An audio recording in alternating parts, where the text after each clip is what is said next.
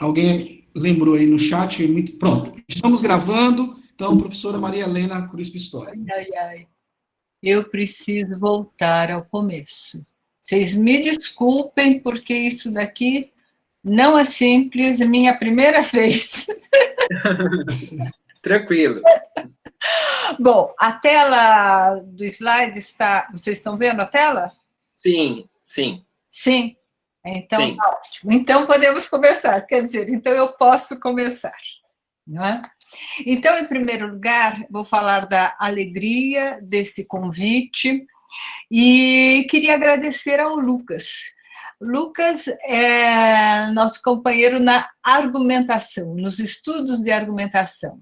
Então, nós nos encontramos nos congressos de argumentação, nos congressos de retórica e também nos congressos de análise do discurso. Então, já tem um tempo que nós temos nos encontrado, né?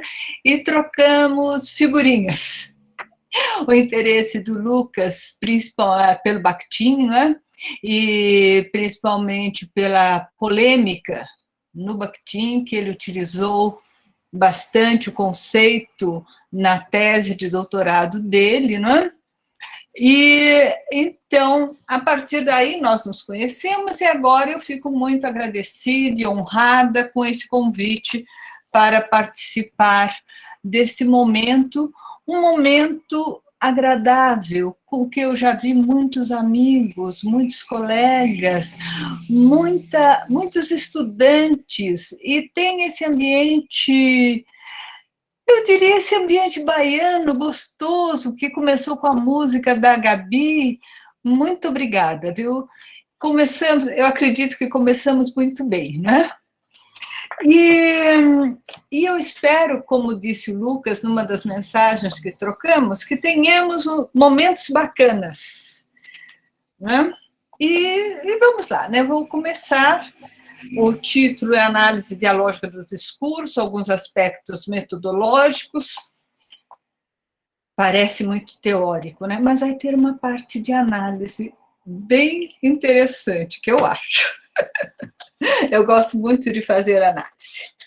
Bom, para refletir um pouco sobre esse momento em que todos sofremos com o distanciamento social, a pandemia sanitária e ainda o que tem sido visto como uma pandemia política, isto é, para refletirmos sobre o contexto amplo e também esse contexto particular, gostaria de começar com um trecho de Bakhtin, de que gosto especialmente. Diz ele: a vida é dialógica por natureza. Viver significa participar do diálogo, interrogar, ouvir, responder, concordar.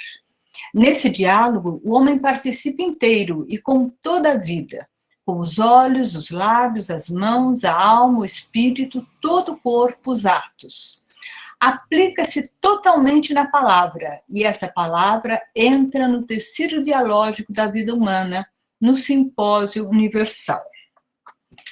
Pensemos, nesse diálogo, o homem participa inteiro.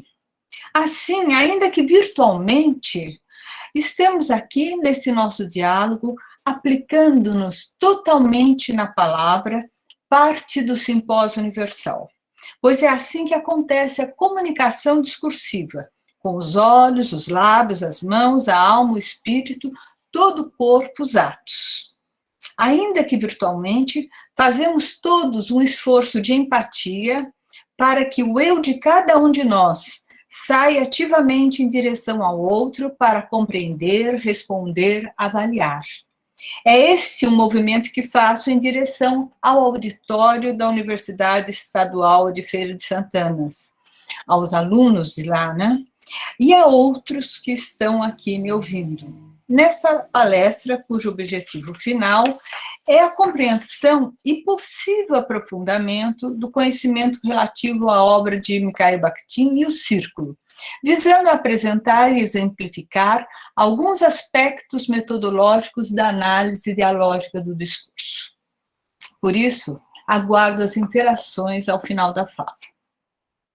De início, é bom frisar que é o destaque à natureza dialógica do discurso que primeiramente caracteriza a obra bakhtiniana, disseminada e consagrada no Ocidente a partir de meados do século XX. Compreendida num sentido amplo, a dialogia é uma noção que vai além do diálogo face a face, na medida em que todo e qualquer discurso expresso em qualquer matéria cígnica responde a alguma coisa, refuta, confirma, antecipa as respostas e objeções potenciais, procura apoio nas palavras de Voloshinov, na conhecida obra Marxismo e Filosofia da Linguagem. O sentido nos é dado nas relações dialógicas, afirma ele, e os demais membros do círculo, e a interação discursiva é a realidade fundamental da língua. Mas o que significou o Círculo de Bakhtin? Nessa introdução, antes de entrar propriamente na questão dos fundamentos teóricos e metodológicos da análise dialógica do discurso, gostaria de lembrar e comentar alguns aspectos mais amplos da obra bakhtiniana, sua produção, os variados e importantes sentidos que assume na atualidade e sua recepção, especialmente no Brasil.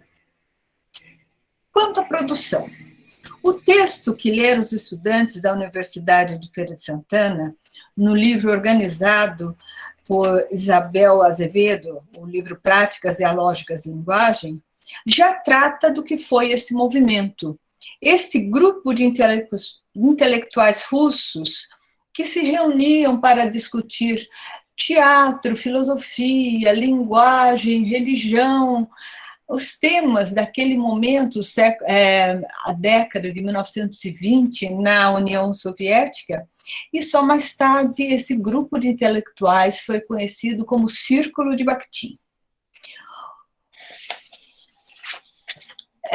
Mas foi nesse primeiro momento que eles elaboraram os conceitos-chave os principais conceitos-chave pelos quais mais tarde são conhecidos, como dialogismo, relações dialógicas, enunciado concreto, isto é, a língua em uso, os gêneros do discurso, o discurso. Então, são conceitos já encontrados nas publicações da década de 20,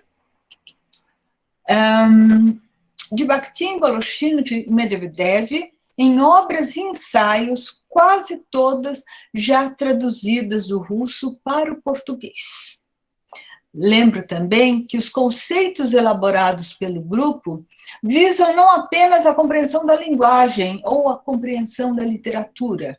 São conceitos que até hoje nos servem para compreender o homem, o mundo e a nós mesmos. Isso nos leva aos sentidos da obra bakhtiniana. Se pensarmos que estamos tratando de conceitos elaborados há 100 anos, naquele momento em que nascia a distante União Soviética, bom destacar os sentidos, a importância e ainda a atualidade de tais conceitos. Isso foi lembrado numa excelente live recente, promovida pela Abralim, que reuniu a Beth Bright e Sheila Grillo, e levava o título de Atualidade de Bakhtin, um pensador sobre a humanidade em transformação. A epígrafe que escolhi nos lembra o amplo alcance do pensamento bakhtiniano, a vida dialógica por natureza. E nada tão urgente hoje como essa compreensão, no momento em que novamente temos um homem em crise e em transformação. Sheila Grillo, naquela conferência, lembra que Bakhtin, no início do século XX, formula conceitos e métodos adequados para apreender essa alteração, compreender esse novo homem. Como ela diz, as análises bakhtinianas primam por um olhar atento para os aspectos inconclusos, inacabados, sempre em processo de transformação, singulares e plurais do homem e da sociedade. Esses pensadores russos criaram uma potente discursividade filosófica, linguística e artística, interligando fortemente vida e linguagem, homem e mundo. A compreensão do estético em sua ligação com a vida, a ética e a ciência, na unidade da cultura humana. Na vida, eu respondo pelos meus modos de interação com a ciência e a arte, afirmam eles. Quanto à recepção, depois da Rússia, o Brasil parece ser o país onde o pensamento bakhtiniano é mais forte. É aqui que a apreensão, compreensão responsiva da obra bakhtiniana dá origem ao que vem sendo denominado, a partir da preposição de Beth Bright, de análise dialógica do discurso. Uma possibilidade que toma a obra bakhtiniana como um forte aporte teórico para compreendermos a linguagem em todas as suas manifestações. Na realidade, desde a década de 70 no Brasil, o pensamento bakhtiniano tem contribuído fortemente para o avanço e aprofundamento tanto da ciência brasileira da linguagem como das ciências humanas. Desse modo, as traduções e retraduções da obra de Mikhail Bakhtin e do Círculo gozam sempre de uma acolhida expressiva no meio acadêmico, demonstrando a importância que lhe é atribuída. E como isso se manifesta? É importante lembrar que, como em todo o Ocidente, as publicações aqui não apareceram em ordem cronológica em que foram produzidas, o que dificultou a sua compreensão. Além disso, cada tradução refletiu teoricamente o espaço e o tempo em que ocorreu, isto é, sofreu influências teóricas e terminológicas daquele espaço-tempo. É por esse motivo que, buscando compreender como se tem dado a recepção da obra bakhtiniana do Brasil, quer dizer, as particularidades e modificações que vem assumindo esse pensamento desde sua introdução nos anos 70 até hoje, quase 50 anos depois, Beth Bright, como coordenadora, e eu, estamos desenvolvendo um projeto CNPq denominado Discursos de Resistência, Tradição e Ruptura. Esse projeto examina os paratextos de cada obra publicada, isto é, os textos que servem de moldura ao texto principal. E já conta com 3 estudos concluídos, um já publicado, outro em vias de publicação, o terceiro em fase final de elaboração. Esses estudos têm mostrado que, de início, a recepção brasileira se deu em continuidade à tradição de um momento científico-acadêmico europeu e internacional.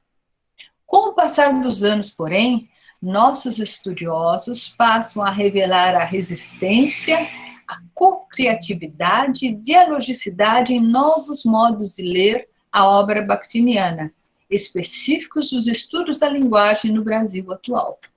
Tal ruptura aponta a resistência brasileira aos textos não traduzidos diretamente do russo, a busca de um rigor cada vez maior nas traduções e retraduções, sempre diretamente do russo. A exigência de conhecimento dos contextos de produção de cada um dos ensaios, a necessidade de estudiosos brasileiros apresentando, comentando, avaliando a obra original.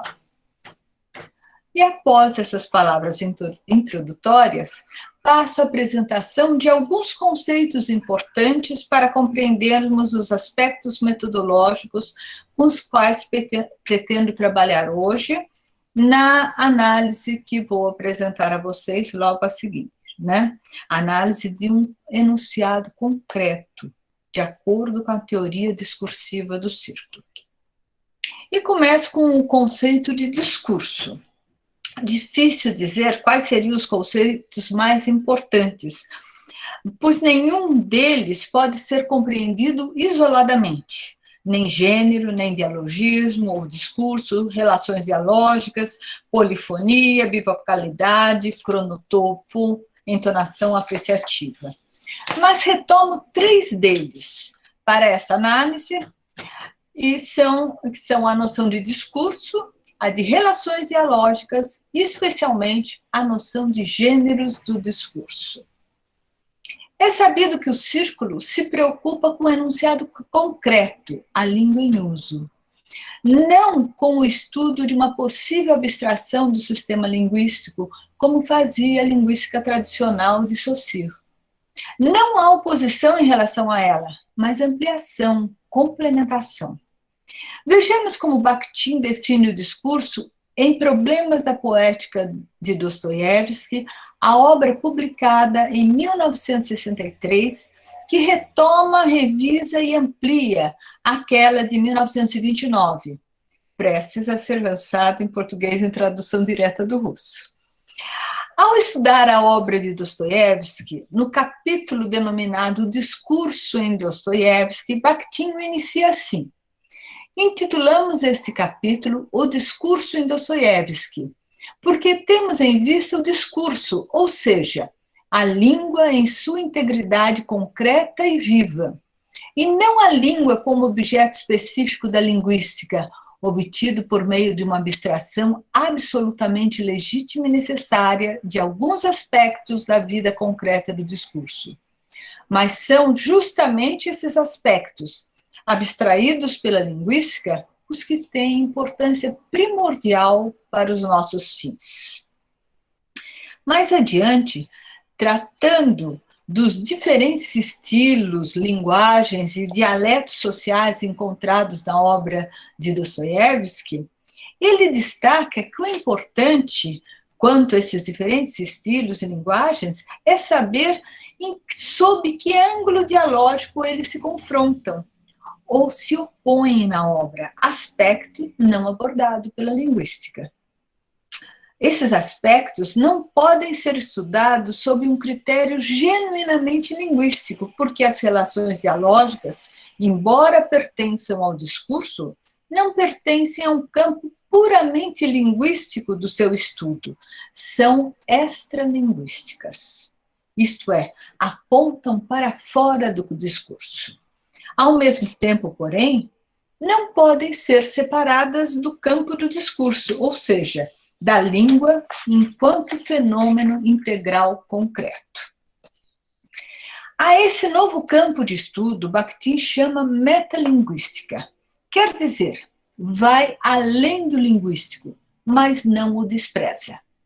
É esse o foco da análise dialógica do discurso.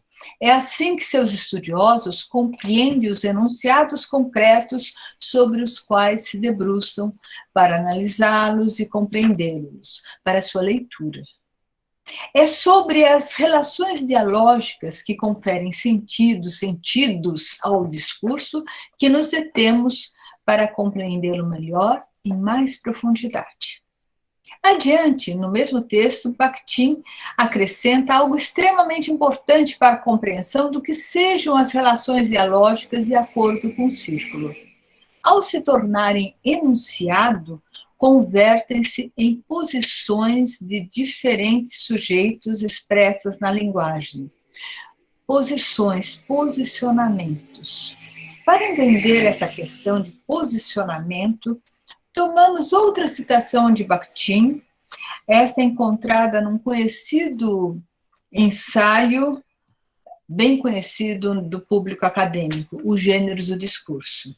Ele diz ali, é impossível alguém definir sua posição sem correlacioná-la com outras posições.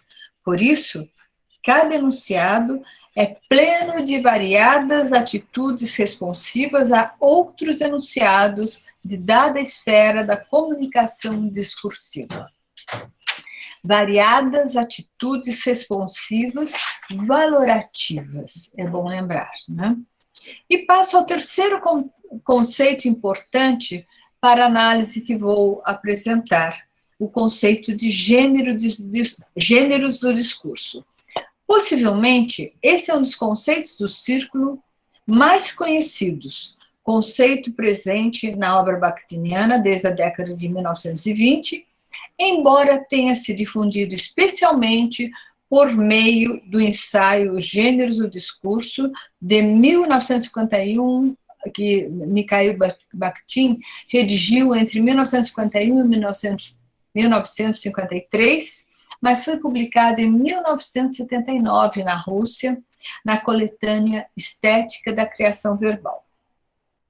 Mas aqui eu vou tomar, para tratar dos gêneros do discurso, a exposição de Medvedev no livro Método Formal nos Estudos Literários, Introdução a uma Poética Sociológica, principalmente porque o modo como ele o apresenta pode nos auxiliar bastante na metodologia de análise. Ele retoma aspectos da noção de gênero abordados por Voloshinov e Bakhtin, como cada gênero é capaz de dominar somente determinados aspectos da realidade. Ele possui certos princípios de seleção, determinadas formas de visão e de compreensão dessa realidade, certos graus na extensão de sua apreensão e na profundidade de penetração nela. Pensemos, por exemplo, num gênero da esfera jurídica. Numa denúncia ou numa petição inicial ou num habeas corpus, por exemplo, né? Então, no campo da atividade jurídica, roubo e furto são diferentes, eles não se confundem. Já na esfera cotidiana, não os distinguimos. A esfera jurídica encontra características próprias em cada um deles, isto é, define e compreende a realidade de um ponto de vista próprio, o jurídico. O mesmo poderíamos dizer a respeito de muitos outros conceitos em diferentes campos da atividade humana. Medvedev também nos lembra da dupla orientação do gênero na realidade. Os gêneros se caracterizam por uma dupla orientação dialógica em íntima e tensa correlação. A primeira orientação externa, relacionada à vida, determinadas condições de realização e percepção, tempo, espaço, esfera ideológica definidos. Então, gêneros como a fala do cotidiano, a aula, a conferência, uma publicidade, uma notícia de jornal, todos esses gêneros se realizam na vida, cada um deles em condições definidas, com ouvintes próprios, num espaço e um tempo determinados. A segunda orientação do gênero é interna, é relacionada às formas, estruturas e conteúdo temático do enunciado. Cada gênero tem um tema, vocês se lembram que eu falei ele é possível de tratar de um tema sob um determinado ponto de vista, não é? Então, numa conversa entre amigos, se um deles começar a fazer publicidade de um produto que está vendendo, podemos nos sentir incomodados. O mesmo se no meio de uma notícia, se o autor decidisse alardear as virtudes de um determinado produto para vendê-lo. É uma notícia, não é uma publicidade, né? Há conteúdo próprio a cada gênero, assim como formas e estruturas que convêm a ele.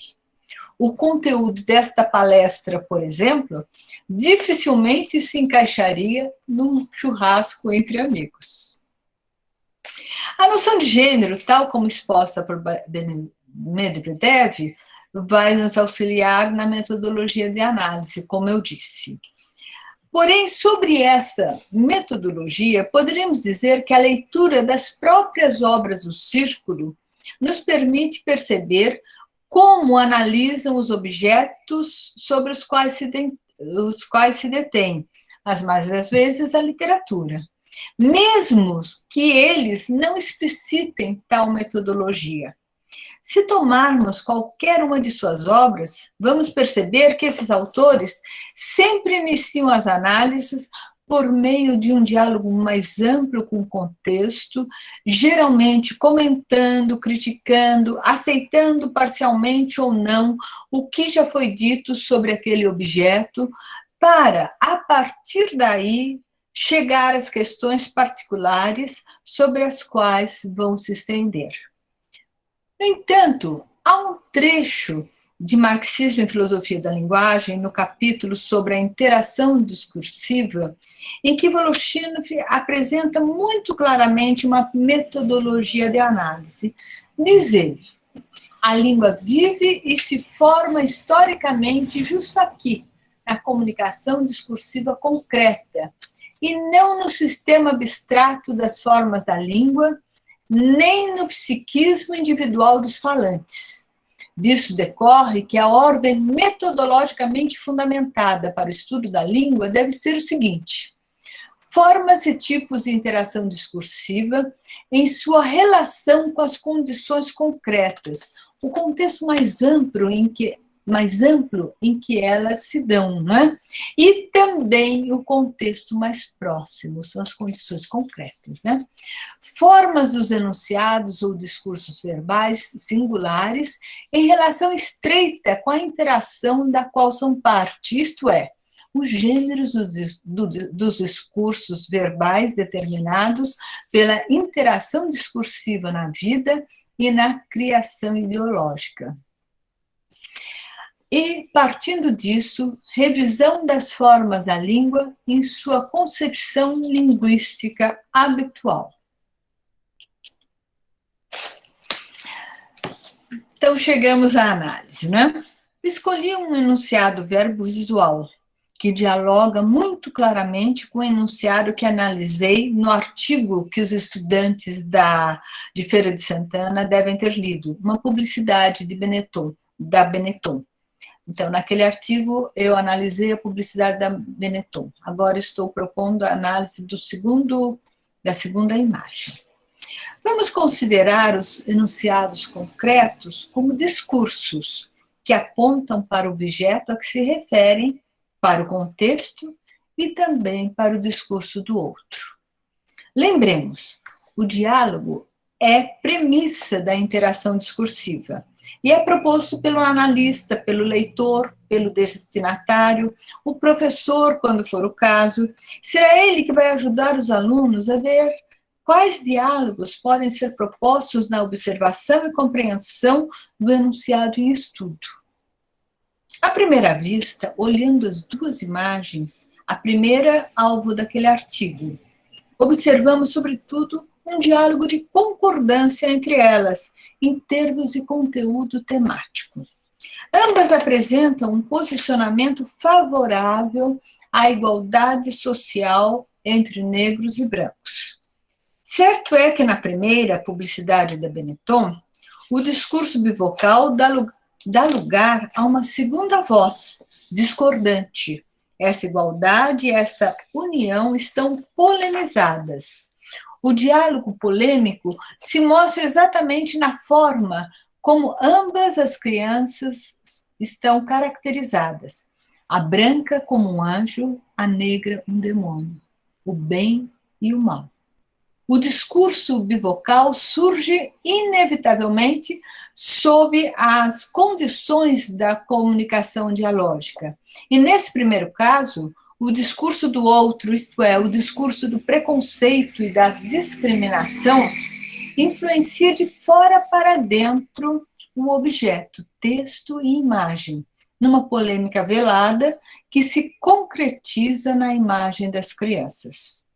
Ainda assim, o abraço, não muito espontâneo, é verdade, o abraço das crianças e a assinatura da marca United Colors of Benetton, as cores unidas, enfatizam a união como ponto de vista da autoria. Vamos agora a segunda imagem. Se há uma relação dialógica de concordância entre elas, na medida em que ambas aderem a uma posição de igualdade social entre negros e brancos, e outras relações dialógicas podemos entrever na segunda imagem. Lembremos que Bakhtin, no mesmo capítulo do discurso de Dostoiévski, avisa que as relações dialógicas podem ocorrer entre fenômenos expressos em qualquer matéria cíclica, textos e imagens e outras imagens, né? E a grande questão, porém, ao observarmos as imagens, é que para analisá-las é preciso compreender a que gênero pertencem. A primeira, da qual não vou mais tratar, é uma publicidade, cuja finalidade é conceder uma identidade ética positiva a uma grife e, por meio dessa identidade, vender seus produtos. A segunda é uma imagem encontrada na esfera jornalística. Foi publicada no jornal português Expresso em 6 de junho de 2020, muito recentemente, né? É outra esfera de atividade humana, é outro gênero. É na sua análise que vamos nos deter agora. A mídia, ou a esfera do jornalismo, constitui-se do conjunto de organismos especializados que têm a finalidade de informar o cidadão, destinatário dos veículos de comunicação. Mas, ao mesmo tempo, numa economia de tipo liberal, define-se também por uma lógica comercial de empresa, uma lógica de mercado. Isso lhe dá uma finalidade ambígua, na medida em que se preocupa com a captação e sedução do maior número de leitores, estando sujeita a regras próprias, as coerções da esfera de atividade jornalística. Por meio das notícias veiculadas, o jornal pretende sempre a construção do efeito de sentido de verdade. Para isso, a busca da credibilidade pelo veículo midiático é uma de suas primeiras coerções. É levando em consideração essas coerções que nos detemos no enunciado concreto, a imagem dos braços entrelaçados. Se observarmos a publicidade do jornal à direita, vamos perceber quanto a credibilidade é essencial ao jornalismo. Logo abaixo do título, nós vamos ter expresso o nome do jornal, Liberdade para Pensar, é o slogan do jornal. Um outro modo de obter a credibilidade é a fotografia, um retrato, entre aspas, da realidade, que, na verdade, tanto a reflete quanto a refrata, assim como a língua. Observemos, então, a orientação exterior ao enunciado, seu contexto mais amplo, as condições de realização e de percepção dos destinatários. Trata-se de uma notícia, basicamente uma fotoreportagem, a respeito das manifestações que ocorreram em todo o mundo após o assassinato de George Floyd por policiais em Minneapolis, 25 de maio de 2020. Houve cobertura nos jornais do mundo todo, certamente. Nesta que selecionamos, do jornal Português Expresso, podemos ler o seguinte, num texto muito breve, cujo título é Braços negros entrelaçados com braços brancos. As imagens da manifestação em Lisboa, publicada em 6 de junho. Cerca de 5.000 pessoas estiveram presentes na tarde desse sábado, no centro de Lisboa, numa manifestação contra o racismo, contra a violência policial, principalmente sobre os cidadãos negros, e a favor de uma maior tolerância e inclusão sociais. Houve muitas máscaras, mas o distanciamento social rapidamente se revelou impossível de manter, dada a quantidade de pessoas que acabaram por comparecer. A morte do afro-americano George Floyd, sob o joelho de um polícia, foi apenas a última notícia que correu o mundo. Mas há muitas histórias que continuam por contar. A luta em imagens. Então, o contexto mais amplo são as manifestações que aconteceram no mundo inteiro. Como exemplo, separei 2 outras ilustrações. Uma das manifestações nos Estados Unidos, que saiu na revista de moda Elle, cobrindo manifestações que ocorreram lá. E a outra do Brasil, com a manchete manifestantes, a manchete da matéria, manifestantes fazem ato contra Bolsonaro, contra o racismo e a favor da democracia em São Paulo. Debaixo da foto que vem, a foto à esquerda, né? A legenda: manifestantes negros ajoelham no Largo da Batata, em São Paulo, e reproduzem o gesto que está sendo reproduzido no mundo inteiro em protesto contra o assassinato de negros. Num mundo globalizado, as manifestações dialogam coerentemente por meio dos mesmos gestos. Ajoelhados, os manifestantes lá e cá simbolizam a compaixão, a solidariedade e mesmo a reverência diante do outro que foi brutalmente assassinado. No entanto, o braço direito erguido é símbolo da luta contra a asfixia de uma população que não tem seu justo espaço garantido na sociedade. Quer dizer, aquela manifestação noticiada no jornal português não é única, é parte de um todo global, que teve destaque diverso nas diferentes mídias. Como se manifesta o contexto mais próximo, o jornal em que a notícia se insere? O Expresso é um jornal português de periodicidade semanal, publicado desde janeiro de 1973, surgido pouco antes da Revolução dos Cravos, que aconteceu em 25 de abril de 1974. Isto é um jornal que surge num momento em que Portugal está se encaminhando para a democracia, após quase 30 anos de regime ditatorial. A ditadura salazarista, que se caracterizou por forte repressão democrática e censura das liberdades de expressão. A conjuntura em que é inaugurado esse momento, aliada a seu slogan, liberdade para pensar, colocado logo abaixo do título, aponta para aspectos que dificilmente podem caracterizá-lo como um jornal conservador. De periodicidade semanal, destina-se a um leitor pertencente às classes A, B, C, quadros médios e superiores, residentes em regiões urbanas. No entanto, a foto da página inicial da matéria não é aquela foto que eu selecionei, ainda que o título da matéria era Braços Negros Entrelaçados com Braços Brancos. Sem dúvida, remeta a esta foto. A chave está na última frase, a luta em imagens.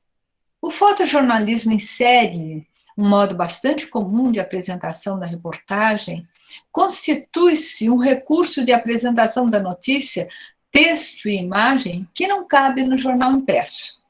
Matéria online, tanto no jornal Português Expresso, quanto do G1, naquela ilustração do G1 que eu apresentei, a estratégia comunicativa é o recurso a uma série de fotos acessada pelo leitor no ritmo e interesse que lhe forem convenientes. Assim, a foto dos braços entrelaçados é a 9ª das 12 fotos de uma série que mostra as manifestações contra o racismo e a violência policial em Lisboa. É a 9ª, mas se destaca por sua presença no título, com certeza. Voltarei a isso. A íntima e tensa correlação entre tempo, espaço e esfera ideológica é muito ampla e nos diz muito da foto. Os braços negros e brancos não estão apenas entrelaçados, unidos, mas em posição de luta, num gesto que não se encerra nele mesmo. Na realidade, há um diálogo não apenas espacial entre as manifestações que ocorreram ao redor do mundo, mas também temporal. O gesto de punho erguido foi popularizado durante a Guerra Civil Espanhola de 1936 a 1939, quando foi usado pela facção republicana como saudação e era conhecido como saudação da Frente Popular, ou saudação antifascista. A saudação do punho direito erguido se espalhou posteriormente entre esquerdistas e antifascistas em toda a Europa, no entanto, e no mundo. E, no entanto, hoje é usada indiscriminadamente. Na foto à esquerda, temos uma senhora americana em uma manifestação contra a invasão do Iraque pelos Estados Unidos em 2003. À direita, temos La Passionária, política e líder revolucionária comunista espanhola que exerceu um importante papel na Guerra Civil Espanhola, ao instigar os republicanos contra as tropas do general Franco. O mesmo gesto é repetido pelos corredores americanos John Carlos e Tom Smith, ao receberem, respectivamente, as medalhas de ouro e de bronze nas Olimpíadas do México, no dia 16 de outubro de 1968.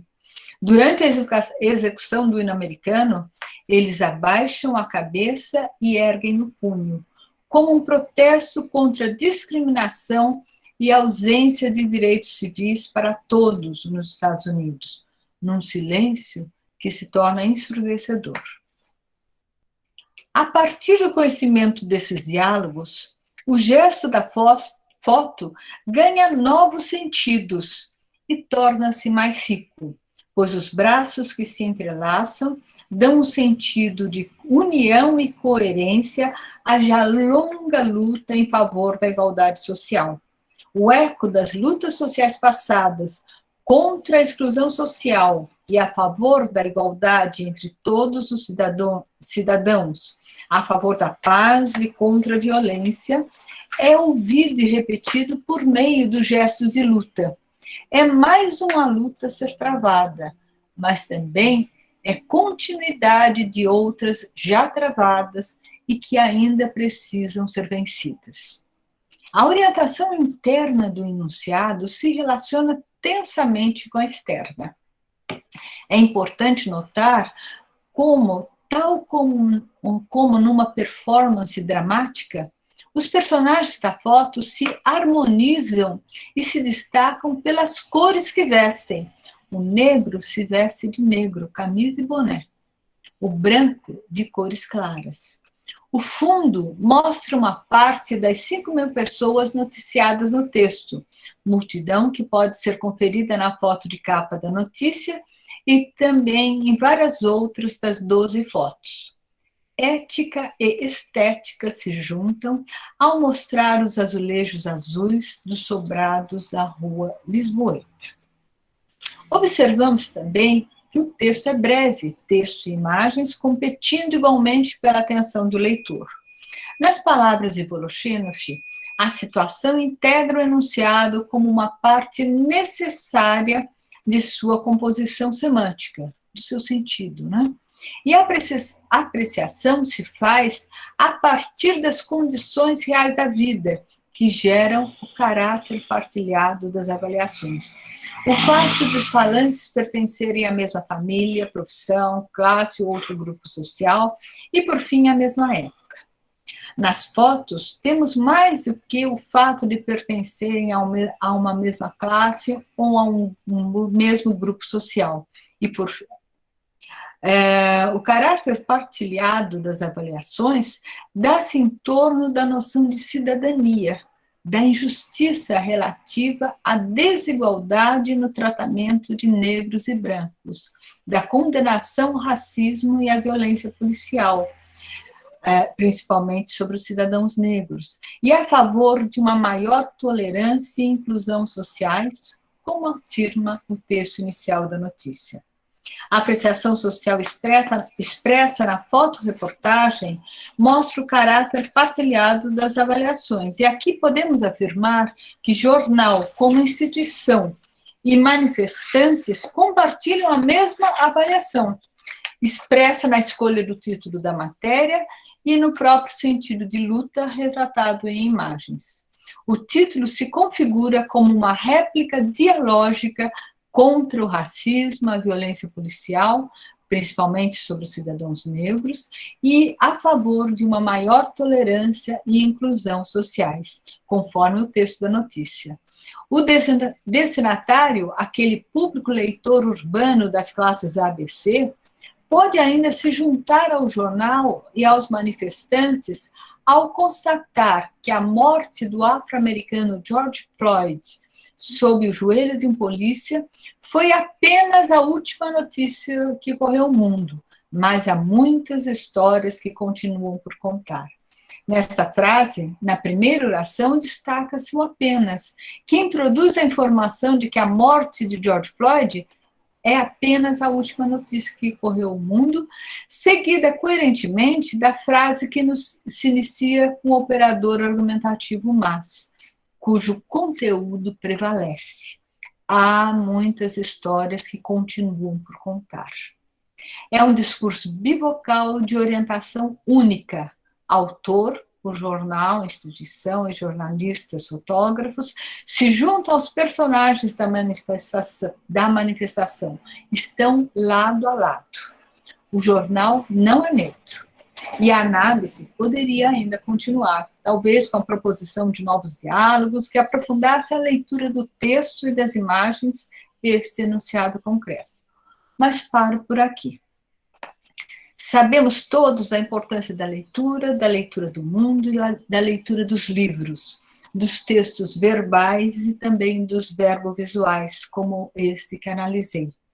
Respondemos às leituras com nossa compreensão responsiva e ativa, posicionando-nos perante o outro e perante a sociedade. Assim como a ciência inconclusa afirma toda a obra bakhtiniana, nós também somos inconclusos. E o nosso próprio diálogo na vida também é inconcluso. Precisamos do outro que nos define e a quem definimos por meio do diálogo. Por isso, quero terminar a apresentação lembrando uma parte da epígrafe com a qual iniciei. Estamos num momento de pandemia sanitária mundial, além disso, num triste momento político em nosso país. No entanto, a vida é dialógica por natureza. E o diálogo globalizado entre as diferentes culturas, mostrado nos textos e imagens que procurei analisar, acontece por meio de palavras e gestos, através da comunicação discursiva. O fato de que seja a palavra que busque se mostrar mais forte do que a agressividade e a violência a favor da tolerância e da inclusão sociais, talvez nos permita ter esperança em dias melhores. Obrigada. Muito obrigado, professora Maria Helena Pistori. E o que eu tenho a dizer é sensacional, né? A sua fala é apropriadíssima em todos os sentidos para o momento em que nós estamos vivendo, um momento de pandemia, mas também um momento em que veio à tona a luta, né, efetiva e mais forte contra o racismo, enquanto de fato a gente vê atos racistas tantas vezes prosperarem. E isso mostra de fato como os estudos bakhtinianos, né, nos ajudam a refletir sobre a nossa época, a respeito da beleza da linguagem, mas também da miséria dos atos humanos, que é o caso de atos como atos racistas, né? Então, assim, parabéns por sua fala, pela sua apresentação. Como coordenador do Dialógicos, eu sinto os meus alunos iniciantes, aqueles que também já estão um pouco mais avançados, contemplados na sua fala, justo pela simplicidade de colocar os conceitos fundamentais de maneira bastante objetiva e clara, e ao mesmo tempo nos trazer uma análise tão profunda, tão importante. Então, sinto-me honrado e contemplado enquanto coordenador de grupo por sua fala e por sua apresentação. Não irei delongar nos comentários, porque eu teria questões, mas eu vou abrir agora, e se for possível, quem quiser fazer perguntas aqui pelo chat, pode colocar aqui que eu posso ler, mas o melhor mesmo talvez seja efetivamente você abrir o seu microfone, se puder se inscrever aqui, mas já abro aqui as possibilidades, abrir o microfone para as suas questões. Então, enquanto isso, eu vou, mais uma vez, agradecer. Se a senhora quiser, professora Pistori, tirar agora a sua apresentação, porque aí, né, Ai, eu não tirei! pode ir lá em, deixa eu ver, aí, Sair da sair da tela. tela cheia, isso. Ah, Pronto. não é isso, não é isso. É no mesmo lugar de apresentação, você está apresentando um pouco mais para a esquerda, um pouco mais para a esquerda. Em detalhes da reunião, é isso? Não, é embaixo, onde a senhora colocou para projetar, embaixo. Interromper. Pode voltar embaixo. Aí, e clica nessa setinha, na seta, não nos 3 Ah, pontos. sim. Isso, Certo. isso. Pronto? Clicou? Cliquei. Clica aí, clica de novo para ver, porque é clicando nela que ela sai, que a gente Então tem consegue. que parar a Aí, apresentação. opa, ok, Pronto. isso aí. Obrigado. É porque aí a senhora fica mais à vontade. Então, gente, eu gostaria de aqui alguém que, se alguém quiser se inscrever, Janivan Assunção, é isso? Vai falar, não sei, alguém falou aqui, mas de todo modo, eu dizer que o livro é esse, né? Práticas dialógicas de linguagem, e o capítulo é Bakhtin, o círculo e os gêneros do discurso, como nós estamos iniciando o grupo, por isso que nós convidamos a Pistori e começamos com esse livro, porque faz mais ou menos esse caminho que ela fez mesmo, de síntese e objetivamente. E lembrar aqui, antes das perguntas, de agradecer ao PPGEL, que é o Programa de Pós-Graduação em Estudos Linguísticos. Nós temos alunos aqui de mestrado e doutorado do nosso programa, da UFSC, agradecer pela parceria de sempre em nossos eventos. Vamos lá agora à pergunta. Temos aqui Antônio Carlos Pereira, Janivan, não sei se ele colocou uma questão aqui, mas enfim. Antônio Carlos, pode fazer a sua primeira pergunta, ou a sua pergunta. Abre o microfone e fique à vontade.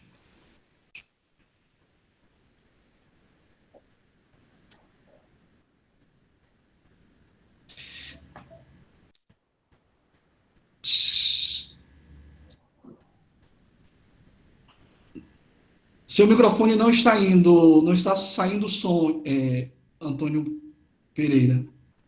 O meu está? Está. Vamos, o de Lilian está.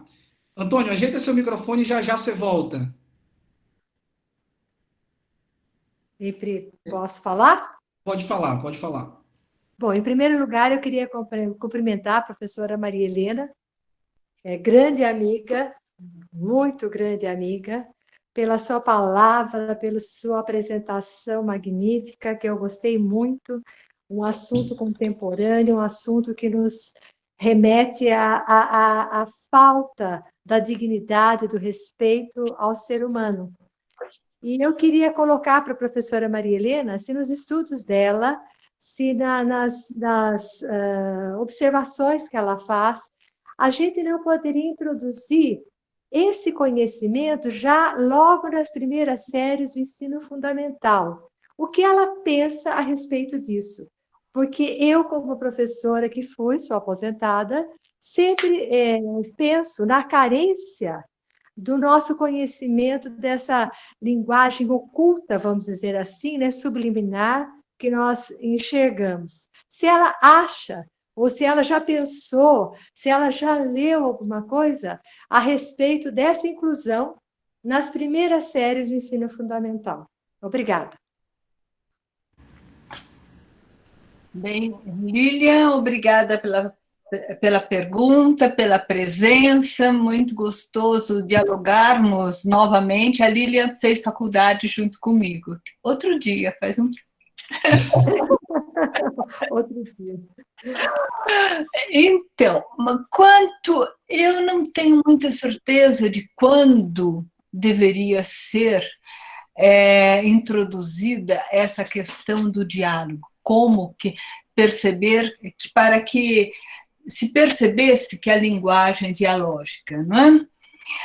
Mas eu acredito que, independente de questões teóricas, terminológicas, eu acho que sempre pode ser sempre se pode dialogar com a criança, assim, no nível em que ela está, procurando ver, procurando mostrar a ela, procurando fazer com que ela perceba que há mais ali do que aquilo que está mostrado, né? Mesmo num texto. Então, o texto, eu trabalhei agora com o verbo visual, não é? Mas o texto é muito rico para a criança conseguir já ir se posicionando. Não é? Então, ela precisa entender o texto, mas ela precisa dialogar com o texto. É muito mais do que responder às questões de espaço, tempo, personagens, né? Mas é dialogar, ver as posições e ver a sua posição perante um texto e ir se construindo como sujeito, assim, ao longo da escola, não é? Eu acredito que seja isso. Sim. Ah, muito obrigada, professora Maria Helena. Gostei muito da resposta. Eu também penso assim, que a gente já tem que procurar conscientizar, né, desde cedo na educação. Muito obrigada, professora. Muito obrigada a todos. Obrigado. Outra pessoa, Antônio Carlos, é isso? Lucas. Sim. Isso. Está me ouvindo, Lucas? Estou ouvindo. Pode perguntar. Boa tarde a todos e a todas. Obrigado pela oportunidade, Lucas. Antes de começar a fazer minha pergunta, falar sobre o discurso é muito importante, mas ainda mais tempo que nós estamos passando, onde o discurso está mais valorizado de forma negativa do que afirmativa. Desculpa meu modo de pensar, mas é o seguinte, professora, nós sabemos que o discurso hoje está sendo uma ferramenta fundamental na questão da ideologia, tanto por parte negativa como positiva. Eu saber qual é o posicionamento da senhora em termos esse mecanismo de ferramenta de discurso para o lado negativo e positivo na sociedade brasileira. Obrigado pela atenção. Obrigada, Antônio Carlos. Obrigada pela pergunta. Pergunta, assim, um pouco difícil, né? Mas é o seguinte, é sempre importante... Eu falei sobre o jornal e o slogan do jornal, Liberdade para Pensar. Né? Eu acredito nisso. Acho que o importante é que você vá construindo um posicionamento ao longo de sua vida e que esteja aberto ao diálogo. E que não pare de estudar, de ler. Há pessoas que vão pensar diferente de nós, com certeza. E o importante é que que sempre saiba como justificar, que a gente saiba como dialogar com essas pessoas. Se vai haver mudança, não vai haver mudança, eu não sei. Quer dizer, geralmente é difícil, né? Em alguns casos, em muitos casos é muito difícil, mas o importante é realmente o diálogo, certo? É não deixar de dialogar e expressar e ter um posicionamento consciente, bem justificado. Acho que este é o que eu penso, Antônio Carlos. Respondi? Mais ou menos, né? Professora, muito obrigado pela resposta. Muito obrigado. Sim. Ok, vamos lá, mais perguntas? Quem mais vai fazer pergunta para a professora Pistori? Aproveitar um momento tão especial, né?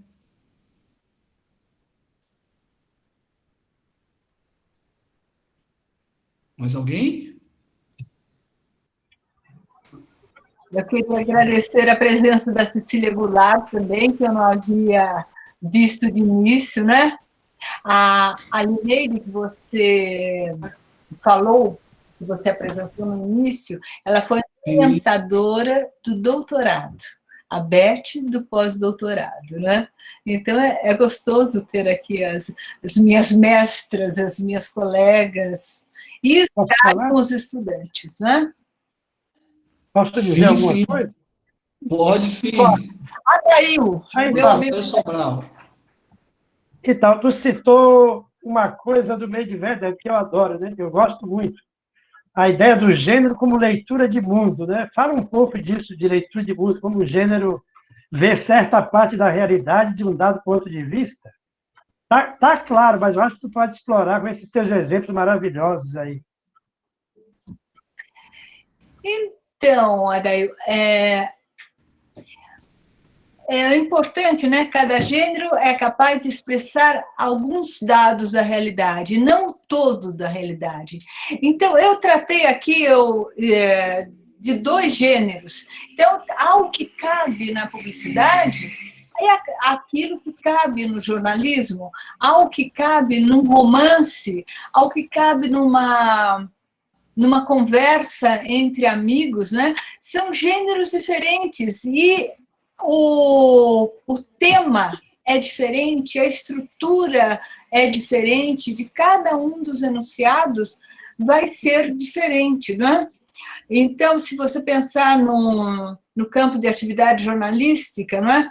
Então, temos a notícia, temos o editorial, temos a manchete, temos a própria publicidade do jornalismo, né? Então, cada um deles tem as suas próprias coerções, e inclusive a própria terminologia, né? E eu acho que eu quis realmente começar daquela publicidade para mostrar justamente a diferença de um gênero para outro. O que cabe num gênero não cabe no outro. E, principalmente, é importante conhecer o gênero e ter uma ideia geral do gênero, né? Para ler o enunciado, para compreender o enunciado, né? Você quer falar mais um pouquinho sobre isso, Adail?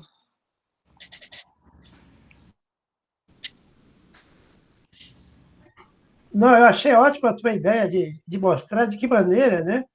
Ele lê o mundo de um dado ponto de vista, mas dentro de certo contexto, não é que sai lendo qualquer coisa, ou que... Isso eu acho importante, porque fala-se muito de híbrido agora, né? E estão inventando uns híbridos, a meu ver, né? Quer dizer, no momento que eu uso, sei lá, uma receita médica para fazer propaganda de um site de filmes, eu continuo fazendo propaganda de um site de filmes, né? E não tem outra esfera, a esfera médica não entrou ali, né? Então é interessante que tu mostra justamente isso, os limites da leitura, né? Quer dizer, o que cada um pode ler a partir dessas correções que tu falou. Muito obrigado. Obrigada a você, Adail. Obrigada. Obrigado, professor Adail. Outra pessoa que queira fazer uma pergunta? Parece que tinha alguém, professora Beth Bright. Eu quero, olha. Beth, eu também quero fazer uma pergunta. Então, okay. Pode fazer, eu cedo o lugar. Primeiro você, obrigada, depois Beth, eu. olha, que honra. Vai lá. Bom estar aqui com você, Maria Helena, com vocês todos.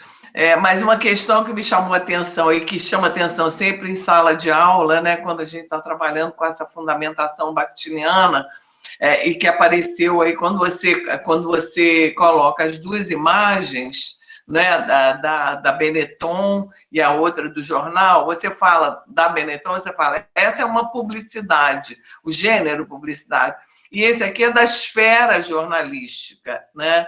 Então, essa questão da relação entre esfera, gênero, campo, sabe, seria bom você falar um pouquinho sobre isso. Eu estou com uma parte do meu grupo de pesquisa aqui, junto, conversando com vocês, tá? Então, seria bom, tá bom? Ótimo, Cecília, muito obrigada, tá? Por que eu falei dessa forma? Porque, na realidade, era uma provocação colocar as duas imagens, mas na imagem do jornal, o gênero ali não estava completo. Ali o enunciado concreto é aquele que eu mostrei adiante, inclusive com a série de fotos que eu não mostrei. Mas se você pensar no enunciado concreto, você tem de pensar no jornal, na parte do texto que eu li e na série de fotos. Aquela foto primeira, ela fazia parte do enunciado concreto, mas para analisá-la, você precisa ver o enunciado como um todo. Não pode ser. E ali, a publicidade, ela estava completa. A publicidade era aquilo, né? Certo? Ela pode estar em outros veículos, né? Mas ela estava inteira. Ali na imagem, não. Na imagem do jornal, eu recortei. Recortei de uma forma, a ideia foi provocar realmente essa questão de gênero, né? Certo? Ok, respondido. Certo, obrigada. Muito obrigada. Professora Beth Bright, depois eu vou fazer aqui as perguntas do pessoal que está fazendo pelo chat, ou pelo chat. Seu microfone está fechado, professora Beth Bright. O microfone. O microfone está fechado. A senhora fechou o microfone. Agora, ok. Boa tarde a todos. É um prazer ver tantos amigos aqui. Lineide, minha amiga, aniversariamos há poucos dias, somos do mesmo dia, né? Lucas, eu agradeço, estou muito emocionada de estar com vocês nesse encontro, ver tanta gente nova, você e nós de outra geração, todo mundo trabalhando em conjunto, né? E quero dizer para a Maria Helena, que é minha companheira de pesquisa, que é minha companheira de revista, que eu gostei muito da sua fala e que eu queria destacar o seguinte, essa nossa preocupação, acho que a Dail também vai concordar comigo, essa nossa preocupação em mostrar que o diálogo é alguma coisa constitutiva e quando ele não existe, nós estamos num Estado que não é um Estado de direito, né, de direitos humanos. Então, eu acho que a sua análise para isso, ela é contemporânea exatamente por isso. O nosso colega também perguntou, e você respondeu, nós temos que estar sempre abertos para o diálogo, mas há momentos em que esse diálogo é reprimido.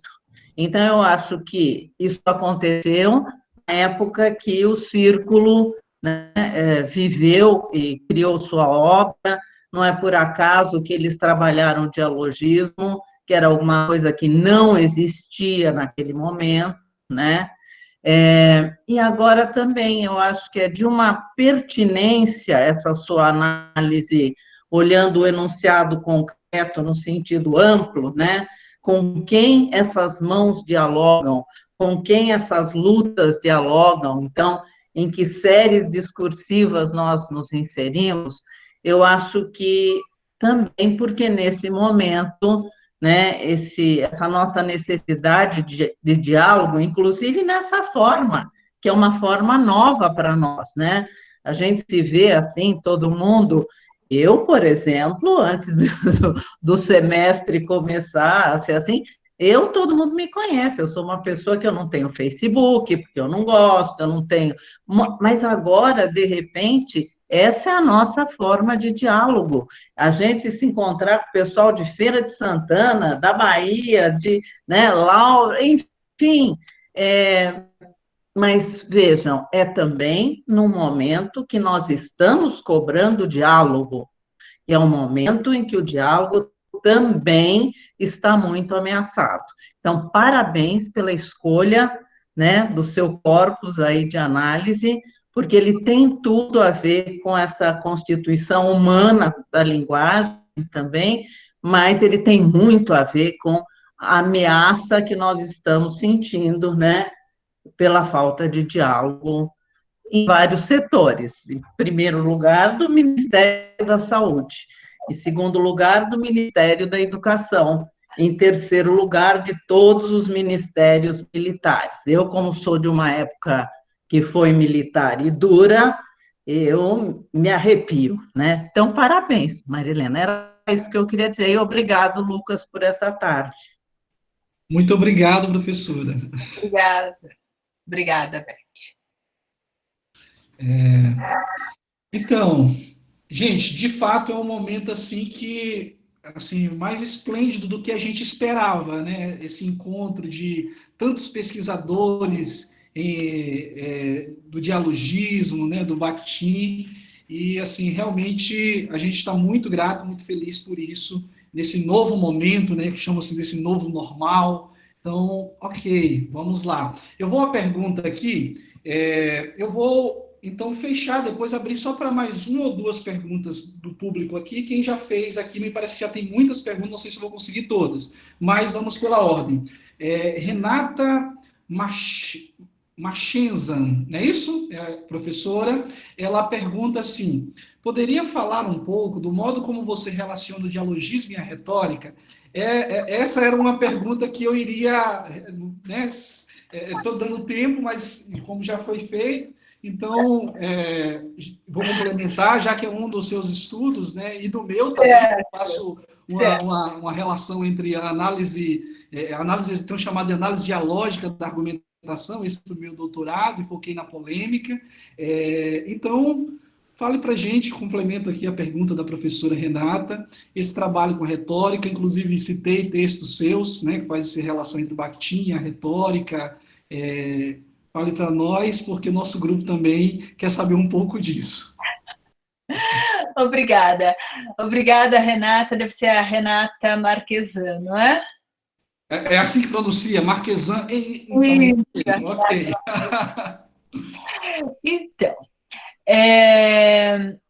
eu venho da retórica, meus estudos de linguagem começaram com a retórica, argumentação, com a Lineide. E, então, quando eu parti, mas sempre trabalhei com discurso, né? Aí, quando eu parti para o pós-doutorado e aos estudos bakhtinianos, a primeira coisa que me chama muito a atenção é essa questão da apreciação, porque não a entonação apreciativa. Então, não são palavras que nós pronunciamos, são verdades, são mentiras, são coisas importantes ou irrelevantes. Quer dizer, a linguagem nunca é neutra, não é? Então, é essa apreciação que está na própria linguagem, né? Foi a primeira questão que me chamou a atenção, o primeiro link que eu fiz com a retórica, né? E aí eu parti para estudar, para ler a obra no meu pós-doutorado. Um dos anos, o meu tema foi justamente ver a retórica na obra do Círculo, não é? E eu tenho um artigo que eu publiquei aí, isso é Retórica, Argumentação e Análise Dialógica do Discurso, na revista Alfa, 2019. E aí eu vou apontando várias questões que podem aproximar esses estudos. São diferentes, porém, há questões que podem ser aproximadas. Tá? Então, por exemplo, o discurso, desde Aristóteles, vai tratar quando Aristóteles vai colocar na antiga retórica, né, os gêneros do discurso, ele vai falar da finalidade de cada gênero, vai falar do auditório de cada gênero, do tema de cada gênero. Então, vejam, são questões que estão lá no Bakhtin. Só que Bakhtin vai falar ali na retórica, ali no Aristóteles, naquele momento, São 3 gêneros, né? Deliberativo, judiciário e pedítico. Agora, o Bakhtin, daí, ao longo dos séculos, né, a literatura utilizou muito essa questão dos gêneros, mas o círculo, os membros do círculo, né, eles vão ter uma nova leitura sobre o gênero, e não é só na literatura, é no cotidiano. Há muitos gêneros, e nós não aprendemos palavras, nós aprendemos a falar num determinado gênero, né? Então, você pode ser proficiente num gênero e não em outro. Por exemplo, numa conversa de salão, né? Às vezes um intelectual que fala muito bem em público, etc., chega numa festa, numa conversa de salão, ele se retrai, porque ele não é proficiente naquele gênero, né? Então, o círculo amplia esta questão do gênero, e esse é um ponto em que há eu poderia dizer, há uma continuidade, uma nova interpretação, um acréscimo àquilo que havia na retórica. Quando eu falo das apreciações, aqui na retórica estamos sempre fazendo juízo, não é? A retórica, o discurso retórico está tratando de avaliações, né? O que é bom, o que é o mal, o que é o belo, o que é o feio, o justo, o injusto, né? Então, esse é um momento que é na realidade, o primeiro momento em que eu fiz esse link. Mas um outro poderia ser feito através da noção de gênero. E nesse artigo tem alguns outros também, e um que eu publiquei na revista Rhetor,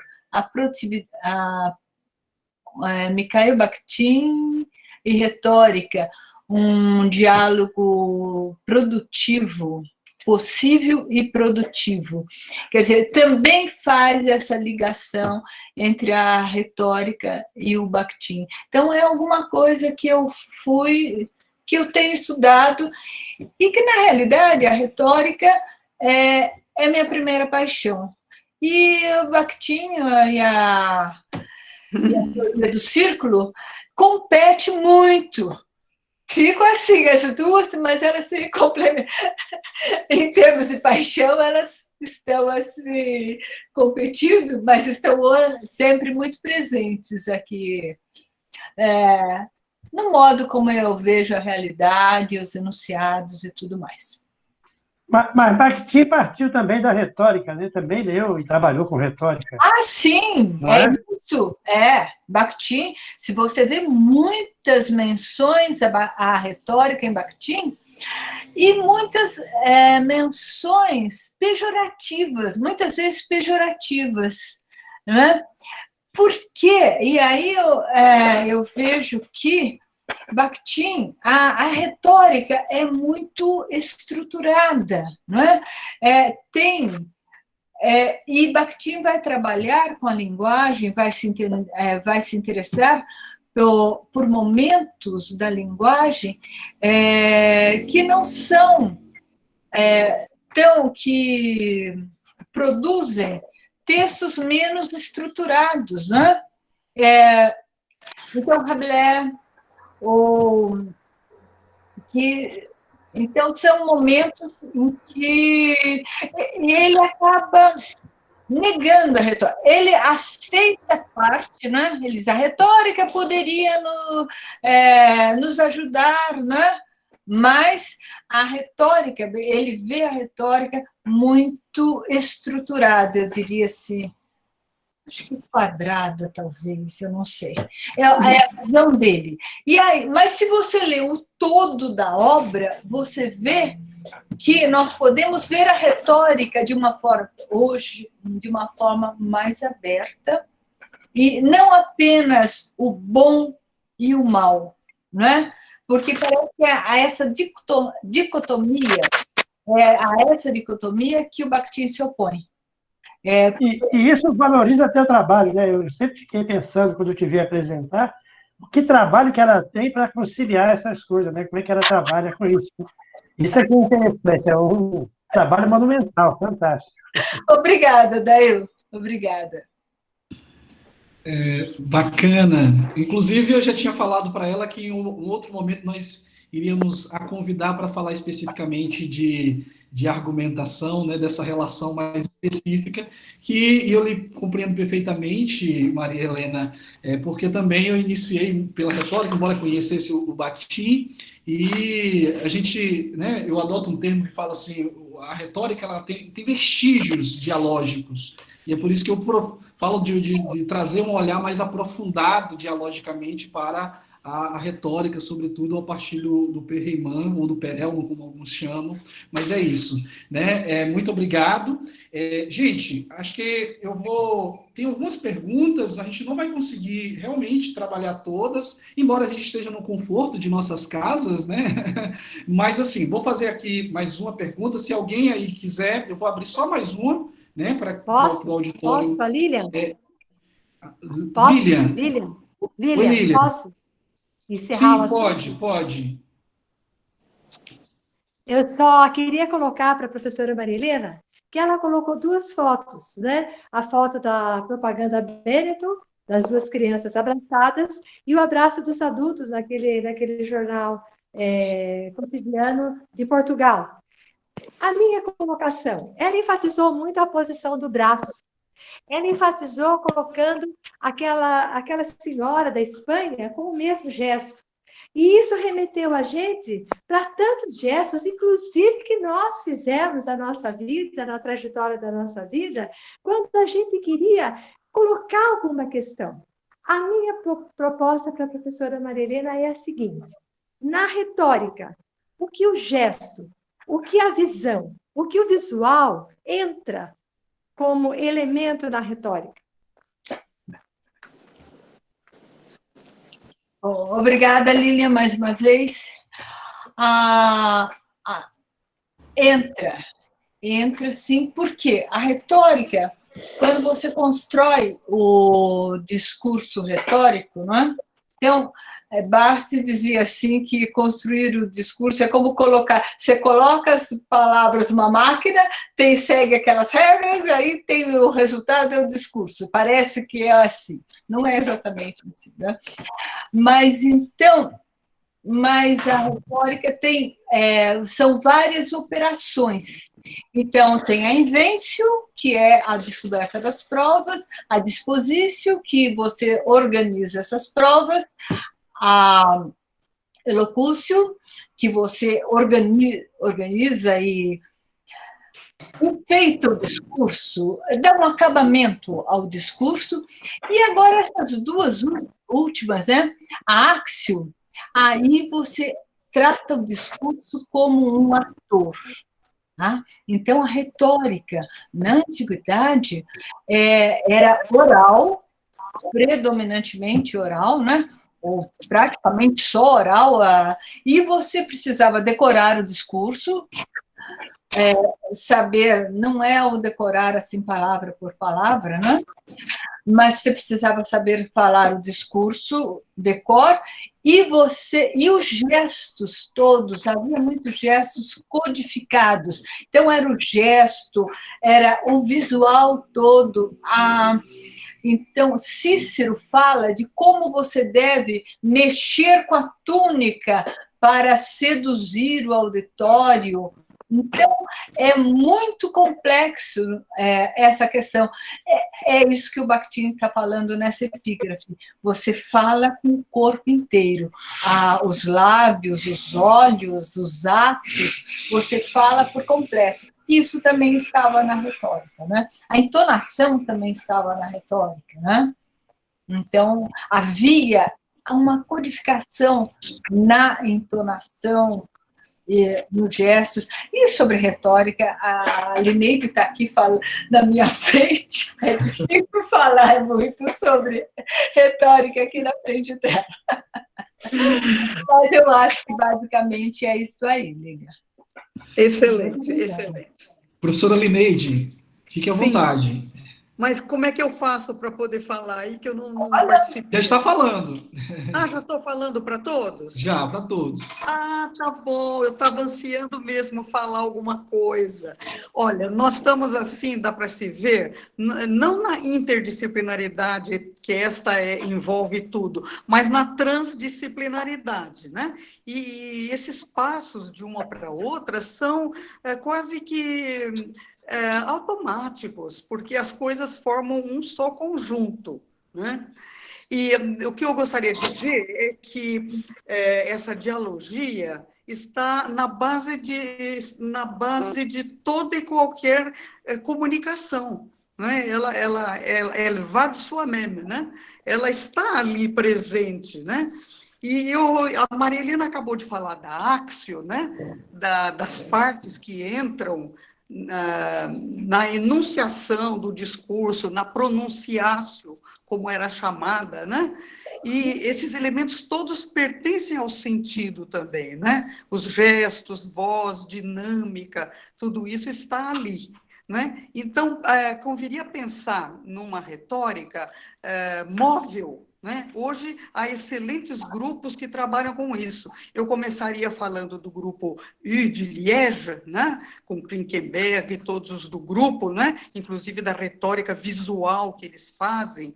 E ainda na Bélgica, hoje, nós temos o grupo de Bruxelas, em torno de Meillet, que é o presidente da Fundação Perelman, né? E todo o seu grupo ali. E sem falar ainda no grupo da Holanda, né, de Amsterdã, que é a pragma dialética. Atualmente, eles não estão usando muito esse título, eles estão mais concentrados na parte do contexto, como é que esse contexto entra em todo o ato comunicativo. Hoje a tônica é mais esta. Então, é pensar também numa retórica da cultura, com Yuri Lotman, né? E grupos que estão trabalhando com essa ligação, né, do interno e do externo. Eu só queria voltar a um ponto que se chama deliberação íntima, né, ou decisão íntima, que é aquele momento do sujeito em que ele reflete consigo mesmo, né, em que ele faz confissões pessoais, ele é o destinador e ele é o destinatário. Aí saindo para o exterior, né? O outro vai estar sempre ali, impossível não estar, mesmo que este outro seja ele mesmo, the otherness, né? Estará sempre presente aí. Esse foi um trabalho que eu apresentei lá em Amsterdã, agora em 18, sobre essa deliberação íntima, mas indo do individual ao social, e do social voltando para o individual também. Então, é uma coisa bastante móvel, né? Às vezes até difícil de ser apreendida, né? Porque quantas coisas, quantos elementos entram nisto, né? Conforme Maria Helena mostrou muito bem na apresentação. Eu queria cumprimentar o Lucas, Maria Helena, todos os participantes também, né? Do Dialógicos, né? E mandar um abraço a Beth Bright, que aí está, já nos cumprimentamos pessoalmente dias atrás, né? Então, é assim que se trabalha na transdisciplinaridade. Eu não quero me alongar mais, que já outras pessoas também podem querer falar, né? Um abraço a todos. Obrigada. Obrigada. Muito obrigado, professora Lineide. Registrar aqui, inclusive, eu estava com ele na mesa. Esse livro, né, Retórica e Discurso, é um livro de 700 páginas, não é isso? Publicado São em 28 homenagem autores, 28 autores. 28 autores, publicado em homenagem à professora Lineide e ao grupo Gerar, né, que é o grupo da professora Lineide. Que Lineide, completou 25 anos, né? 25 anos. E eu tenho o prazer de estar aqui também, né? Falei nas jornadas lá em 2013. Exatamente. E nós estamos aqui. Então, assim, é muito bacana tê-la aqui e já estamos conversando sobre a sua conferência, né? Tudo bem. Vamos agendar. Não apenas a professora Lineide, né? Temos aí outras pessoas que nós estaremos estendendo esse convite, professora Beth Bright, quem sabe, professora Adair Sobral. Eu acho que é um enorme prazer mesmo para a gente tê-los aqui. Gente, então, professora Maria Helena Pistori, eu vou Professor Adail, inclusive, eu acho que você poderia, daqui a pouquinho eu lhe chamo para você fazer um convite para domingo, que inclusive a gente ia colocar na pauta aqui para divulgar, que é a sua conferência lá, a live, né, pela Abralim, o Abralim. Então, o senhor mesmo poderia fazer esse convite ao pessoal. Mas para a gente fechar, ou caminhar para o fechamento aqui, eu vou fazer 2 perguntas que colocaram no chat, certo, professora? E depois eu abro para o professor Adail fazer essa pergunta, ou digo, para fazer esse convite ele mesmo, para a live. A Adriana Pereira perguntou assim, vou fazer as 2 perguntas juntas. Poderia pedir à professora que explicasse a distinção terminológica, se houver, entre gênero textual e gênero discursivo? Eu acho que é uma pergunta bem interessante. E a professora, Zuleika, eu não sei pronunciar o sobrenome, é Mikhailvik, acho que é alguma coisa assim, quem souber me ajude. Ela diz o seguinte: em que medida é possível estabelecer uma análise dialógica para compreender as políticas linguísticas e ideologias linguísticas acerca da língua? Gente, eu não vou conseguir muita coisa aqui para baixo, certo? Perguntas. Então, acho que é isso aí. São essas 2 as perguntas. Se a professora puder responder. Olha, eu vou responder a primeira, não vou me deter muito nisso, não. A questão é a seguinte, quando você trabalha a partir da teoria do círculo, você vai trabalhar com o enunciado concreto, com o discurso, você vai trabalhar com gêneros do discurso, né? Na obra bakhtiniana, não há essa noção de gênero de texto, mas é sempre discurso. Por quê? Porque o texto, como se tratado como enunciado concreto, né, ele vai remeter ao extraverbal também. Ele é um discurso. Então, eu diria apenas o seguinte, que para a teoria bakhtiniana, nós trabalhamos com gêneros do discurso, sempre. A questão das línguas indígenas, eu achei que é uma pergunta ampla, né? Em primeiro lugar, é claro que há possibilidade, né? Agora, vocês se lembram que a ordem metodológica, o contexto mais amplo, a interação com um contexto mais amplo e concreto, né? O contexto mais próximo, o gênero e as formas da língua propriamente. As línguas indígenas, se nós formos estudá-las, né, nós precisamos primeiro saber descrevê-las, saber compreendê-las, e aí, eu não sei, acho que para propor os diálogos num enunciado em língua indígena, eu acredito que você precisa ter um conhecimento bom da língua e da cultura como um todo indígena, daquela cultura que você está tratando, porque você não vai conseguir ver esses diálogos se você não compreender. Né? Então, você precisa compreender muito bem, em primeiro lugar. E isso, se pensarmos aí como uma língua estrangeira, não é a nossa língua, né? Então, em primeiro lugar, são as formas da língua no seu trato habitual, né? Trato linguístico habitual. Aí, se tendo com segurança nessa questão, então, você pode fazer as análises com texto mais amplo, mais próximo, gênero e tudo mais. Ok, muito obrigado, professora.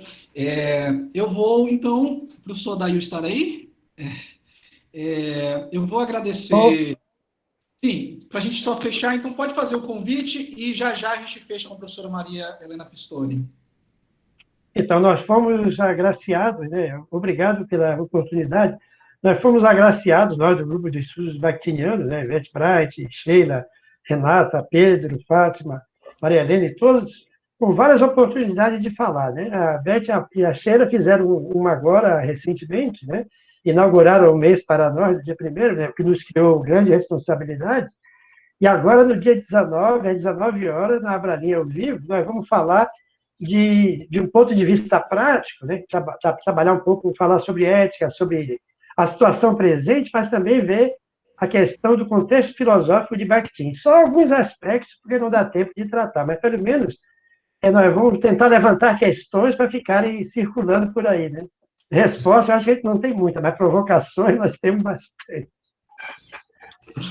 Adaildo, Ok, professor. Adaildo, Sim. a apresentação vai ser junto com a Renata Marquesan, não é? Então, esse eu estou falando, nós somos nós três, é o Pedro Francelino, Sim, o Pedro também. Pedro Francelino, que vai ser moderador, mas moderador que fala, né? Não é moderador só, moderador que fala coisas e tal, né? Depois a Renata vai falar do trabalho que ela vem fazendo com o Bakhtin. Eu vou falar um pouco da questão ética, algo da fenomenologia e do materialismo dialético, não é verdade? Ok, eu estarei lá assistindo. Estaremos. A professora Beth Braz está confirmando ali também. Ok. Oi, não sei se você está me vendo. Eu queria só dar uma palavrinha, ô Lucas. Lucas? Só um momentinho. Ok. Sim, Tá Fátima bom? Almeida. Eu estou aqui muito feliz de estar participando e vendo aqui uma parte do grupo de estudos bakhtinianos. A queridíssima Maria Helena, parabéns, viu, pela bela conferência, palestra que fez. E também estou vendo o professor Daí, o professor Beth Bright, quem é o pessoal do nosso grupo, que a gente tem muito apreço. São os nossos autores vivos, que a gente diz, né, de carne e osso. É bom a gente estar sempre junto, mas a minha alegria maior... Espero que por longo tempo. Olha, Estou falando do vivo. Né? Olha, então, eu fiquei muito feliz de ouvir assim, Maria Helena, de participar aqui com vocês e dizer assim, da alegria de Bakhtin vir para o Nordeste, mais uma vez, que nós já temos um grupo aqui no Nordeste, temos vários grupos, e agora também esse outro formato, fiquei muito feliz de ter também, de estar sabendo que vocês também estão nessa linha, né, trabalhando com Bakhtin, e Bakhtin é essa paixão de todos, né, então, muito bem, fiquei feliz também, Maria Helena, dizer, olha, trabalho com a retórica, mas trabalho também com esse outro, com discursos, era sempre fazendo pontes, e é sobre pontos que a gente quer, nesse período tão, né, crítico mesmo para todos, que a gente precisa pelo menos ter essa tecnologia para nos aproximar de longe, e aí é sempre agradecer, né, e é sempre importante nós estarmos fazendo esses diálogos, né, o diálogo é sempre importante agora, principalmente nesse momento. Então, quero dizer, e parabéns, eu abri para parabenizar a querida Maria Helena, né, e dizer a vocês também, Lucas, desse grupo, nós estamos muito agradecidos dessa expansão, de esses estudos bakhtinianos estarem, né, chegando mais ao interior.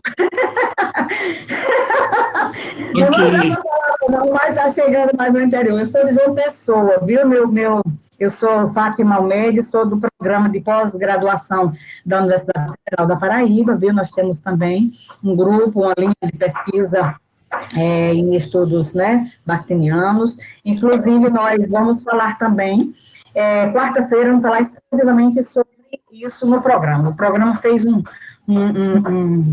evento, assim, especial para todas as linhas participarem, né, e a nossa linha vai falar quarta-feira. Então, a gente ouve Pedro, Renatinha e Adail, e quarta-feira a gente tem também mas não fica muito aberto, né, porque é uma coisa mais do programa, eles querem fazer, não abrem um público maior, né, mas a gente também está sempre levando esse estudo, e muito interessante, parabéns a todos, viu, os organizadores, e a Maria Helena que falou, e um abraço grande, Beth, Adail, todos, Renatinha, todos do grupo que veio aí, né? Viu? Parabéns, Lucas. Obrigado, professora Fátima. Gente, estamos no final. Professora Maria Helena, muito obrigado.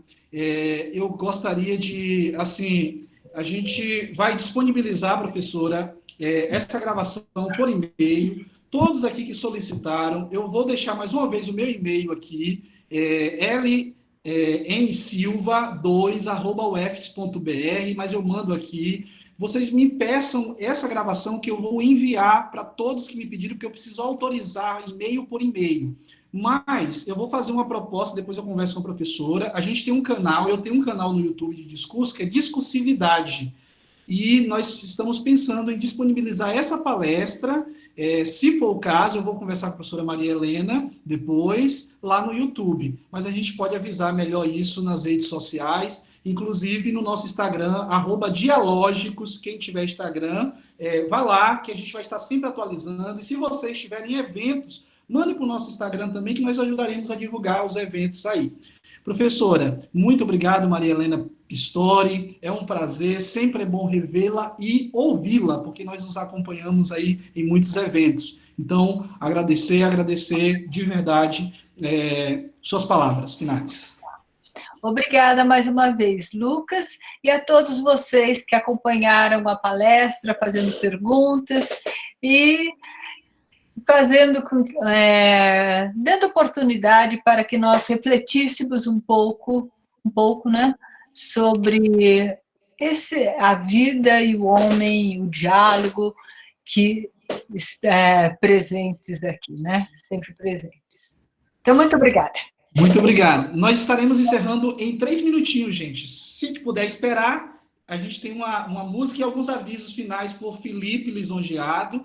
Nós estamos montando uma equipe para sermos da internet também, porque nascemos nesse contexto de pandemia e de internet. Então, nós queremos ser um grupo assim. Agradecer a diversos professores de diversas universidades aí mesmo. Não deu para falar o nome de todo mundo. A Aline, que mandou uma mensagem para a professora. A Aline foi uma colega de mestrado de Salvador, da UFBA. Então, assim, um abraço a todos vocês. Felipe, dê esse encerramento. Nós teremos uma última canção com Gabriele. Muito obrigado, professor. Obrigado a todos também que estão presentes. Vou aqui para mostrar o card do professor Lucas na jornada virtual, mais uma vez, e mostrar também um site que vocês vão entrar para ter acesso. Só um momento. Inclusive, essa é uma nova perspectiva que eu tenho tentado dialogar, né, sobre virtudes discursivas, pensando a ética, né, no discurso. Então, a minha tela aparece, professor? Apareceu. Pronto. Apareceu. O site para inscrição na jornada é esse, jornadavirtual.ufs.br. E para você fazer a inscrição, é só você vir aqui no menu de inscrição e preencher, inscrever-se na jornada. Automaticamente as inscrições estão abertas até o dia 1º de agosto, que é o último dia da jornada, mas é imprescindível que façam a inscrição antes, pois as inscrições para as mesas, para os minicursos e para as mesas irão ser abertas a partir da semana que vem. Mas a inscrição para ouvinte você já pode fazer. É por aqui, por esse site, você faz o preenchimento, é gratuito, tem aqui algumas perguntas que ele faz, encaminha para perguntar algumas informações pessoais, e o último é a confirmação. Temos aqui o card do professor Lucas, que eu vou colocar aqui na tela para vocês, com o tema argumentação e virtudes discursivas. Por que precisamos dela? Com o professor Lucas Nascimento e o professor Rodrigo Seixas. Confirme a data, professor, por favor, para o pessoal. A data será dia 29, às 13 horas, das 13 às 14h30, certo? Gente, está maravilhosa a sala, parece que a gente entra, você vai entrar em uma conferência mesmo, ficou fantástico, quando você for se inscrever, você vai ver. Então, argumentação e virtudes discursivas, por que precisamos dela, no momento de tantas polêmicas, de polarização e etc., né? Pensarmos uma ética para a polêmica. A polêmica pode ser ética, mas quais são os limites éticos da polêmica? Estamos pensando nas questões de virtude discursiva em diálogo com a professora Mariane Pavô. Ok, é isso. Faça o seu convite, Felipe, de mais uma vez. Agora faço meu convite para a mesa que vou ter a honra de mediar com o escritor e membro da Academia Brasileira de Letras, Antônio Torres, e o escritor, membro da Academia de Letras da Bahia, professor Aleilton Fonseca. A minha mesa que eu vou mediar vai ocorrer no dia 27, no primeiro dia, às 19h30, com o tema Formação e Trajetória do Escritor, diálogo com Antônio Torres e Aleilton Fonseca.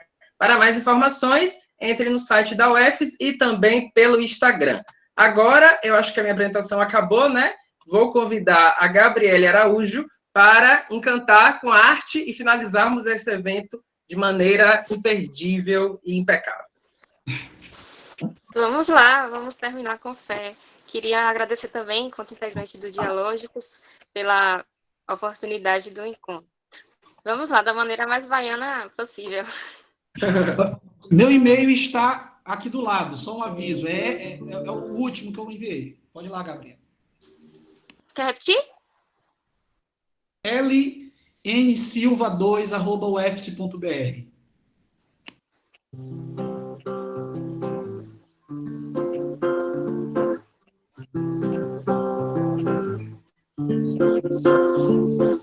Andar com fé eu vou, que fé não costuma falhar.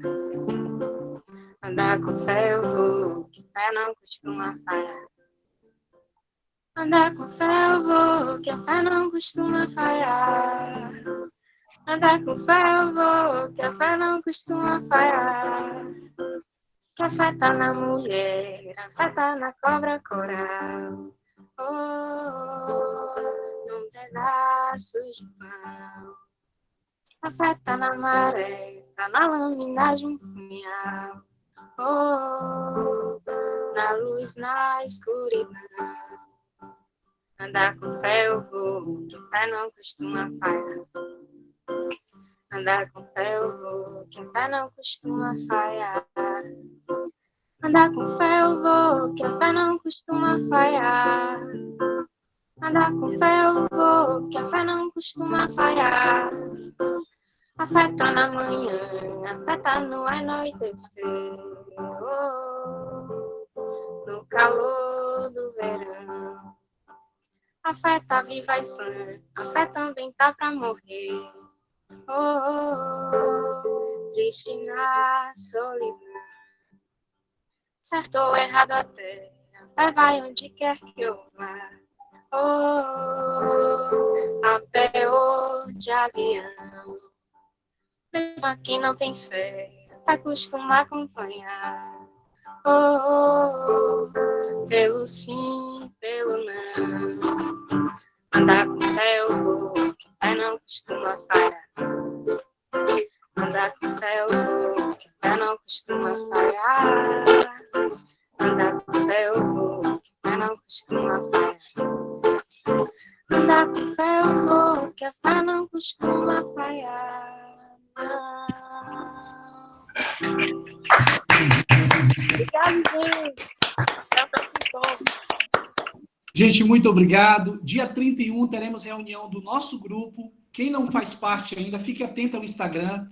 Finalizaremos a discussão do texto da professora Maria Helena Pistori, fazendo considerações sobre este momento e projetando os outros momentos. E fiquem atentos para a nossa próxima conferência. Queremos fazer uma, pelo menos, em torno de 30 dias a 45, algo desse tipo. Professores do Brasil, né? Acho que a gente pode chamar assim. Muito obrigado. Mais uma vez, professora Maria Helena Pistori, professora Lineide Mosca, professora Dail, professora Beth Bright, professora Lisa, aqui, que é minha colega, os colegas aqui da UFS, professor Tarcísio, e tantos outros, meus alunos, orientandos. Muito obrigado. Obrigado, Gabriele, obrigado, Felipe, e até a próxima. Foi maravilhoso. Obrigada, hein?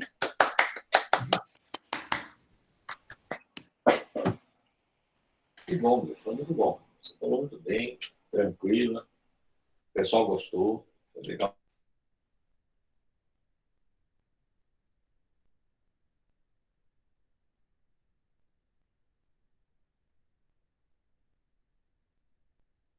Foi lindo.